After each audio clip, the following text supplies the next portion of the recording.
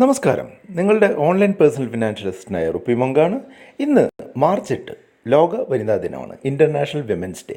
അപ്പോൾ ഇന്നത്തെ വീഡിയോ വനിതകൾക്കായിട്ട് ഉള്ള 10 സാമ്പത്തിക ടിപ്സിനെ പറ്റിയാണ്. വനിതകൾ ശ്രദ്ധിച്ചിരിക്കേണ്ട 10 കാര്യങ്ങളെ പറ്റിയാണ് ഇന്ന് പറയാനായിട്ട് പോകുന്നത്. വനിതകൾ എന്നല്ല, എല്ലാവരും ശ്രദ്ധിച്ചിരിക്കേണ്ട ഒരു പ്രധാന കാര്യമാണ് സ്വയം പര്യാപ്തത നേടുക. സാമ്പത്തിക കാര്യത്തിൽ സ്വയം പര്യാപ്തത നേടുക എന്നുള്ളത് അത് വനിതകളുടെ കാര്യത്തിലായാലും അത് അപ്ലിക്കബിളാണ്.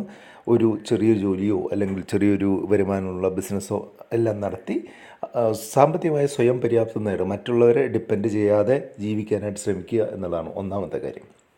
രണ്ടാമത്തെ കാര്യം എന്താണെന്ന് വെച്ചാൽ സാമ്പത്തികമായിട്ടുള്ള ലക്ഷ്യങ്ങളുണ്ടാവുക, അതിനായിട്ട് പരിശ്രമിക്കുക എന്നുള്ളതാണ്. ലക്ഷ്യങ്ങളുണ്ടാവുക എന്ന് പറഞ്ഞിട്ടുണ്ടെങ്കിൽ നമ്മൾക്ക് ഒരു 10-20 വർഷം കഴിഞ്ഞിട്ട് എന്തെങ്കിലും ഒരു സ്പെസിഫിക് കാര്യം ചെയ്യണമെന്നുണ്ടെങ്കിൽ ആ ഒരു കാര്യത്തെ പറ്റിയിട്ടുള്ള ബോധം നമുക്കുണ്ടാവുക, അതിനെന്തുമാത്രം സാമ്പത്തികം ചിലവാകുമെന്ന് നമുക്ക് മനസ്സിലാക്കുക, അതിനായ ചെറിയ തുകകൾ ഇപ്പോഴേ നിക്ഷേപിച്ച് തുടങ്ങുക എന്നുള്ളതാണ്. മൂന്നാമത്തെ കാര്യം എന്താണെന്ന് വെച്ചാൽ പണം വരവിനനുസരിച്ച് മാത്രം ചിലവ് ചെയ്യുക, അല്ലെങ്കിൽ വരവിൽ കുറവ് മാത്രം ചിലവ് ചെയ്യുക. അതായത് ഉദാഹരണമായിട്ട് പറയുകയാണെങ്കിൽ ഒരു മാസം 10,000 രൂപ വരവുള്ള ഒരാൾ അതിൽ താഴെ മാത്രം ചിലവ് ചെയ്യാൻ ശ്രദ്ധിക്കുക. നാലാമത്തെ കാര്യം എന്താണെന്ന് വെച്ചാൽ നമ്മൾക്ക് ഇഷ്ടമുള്ളതോ അല്ലെങ്കിൽ നമ്മൾക്ക് ഗുണം ചെയ്യുമെന്ന് കരുതുന്ന കാര്യങ്ങളിൽ വിദ്യാഭ്യാസം നേടുക, അതിനെപ്പറ്റി പഠിക്കുക. അതിന് കൂടെ സാമ്പത്തികമായ കാര്യങ്ങളിലും ചെറിയ വിദ്യാഭ്യാസം നേടുന്നത് വളരെ ഉപകാരം ചെയ്യും. അതിനുള്ള ഒരു മാർഗ്ഗമാണ് ഈ RupeeMonk ചാനൽ. അതുകൊണ്ട് നിങ്ങൾക്ക് ഈ ചാനൽ സബ്സ്ക്രൈബ് ചെയ്യാം. അടുത്ത കാര്യം എന്താണെന്ന് വെച്ചാൽ കുടുംബത്തിൻ്റെ ആസ്തി ബാധ്യതകൾ മനസ്സിലാക്കുക എന്നുള്ളതാണ്. നമ്മൾ ഒരു കുടുംബമായിട്ട് ജീവിക്കുമ്പോൾ അവിടുത്തെ എന്തൊക്കെ ആസ്തികളുണ്ട്, എന്തൊക്കെയാണ് ആ കുടുംബത്തിൻ്റെ ബാധ്യതകൾ, ഡെപ്പോസിറ്റുകൾ എന്താണ്, അല്ലെങ്കിൽ ലോണുകൾ എന്താണ്, അങ്ങനെയുള്ള കാര്യങ്ങൾ നമ്മൾ മനസ്സിലാക്കി വയ്ക്കുന്നത് ഭാവിയിൽ നമുക്ക് ഗുണം ചെയ്യും. ആറാമത്തെ കാര്യം എന്താണെന്ന് വെച്ചാൽ എമർജൻസി ആവശ്യങ്ങൾക്കായിട്ട് ഒരു പണം നീക്കി വയ്ക്കുക എന്നുള്ളതാണ്.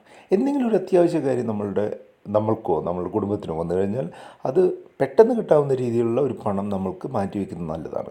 RupeeMonk എമർജൻസി ഫണ്ടുകളെ പറ്റിയിട്ട് ഒരു വീഡിയോ ചെയ്തിട്ടുണ്ട്. അതിൻ്റെ ലിങ്ക് അവസാനം കാണിക്കും, അത് നിങ്ങൾക്ക് കാണാം.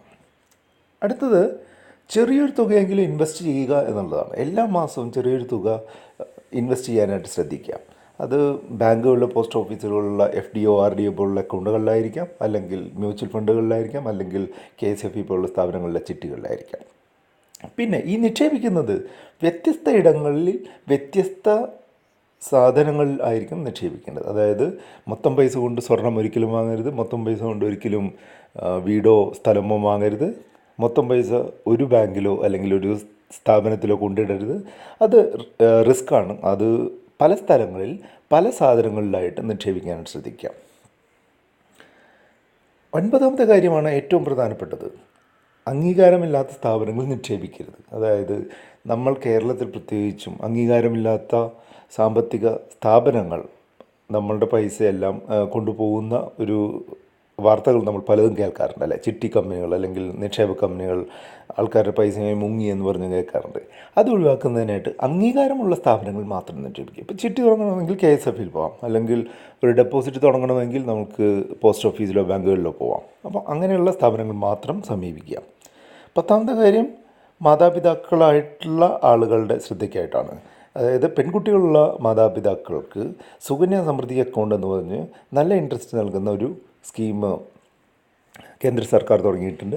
ആ അക്കൗണ്ടുകൾ നിക്ഷേപിച്ച് നിങ്ങളുടെ പെൺകുട്ടികളുടെ ഭാവി സുരക്ഷിതമാക്കാം. അതിൻ്റെ ലിങ്ക് അടുത്ത പേജിൽ കാണിക്കും, അതിൽ നിങ്ങൾക്ക് ആ വീഡിയോ കാണാനായിട്ട് സാധിക്കും.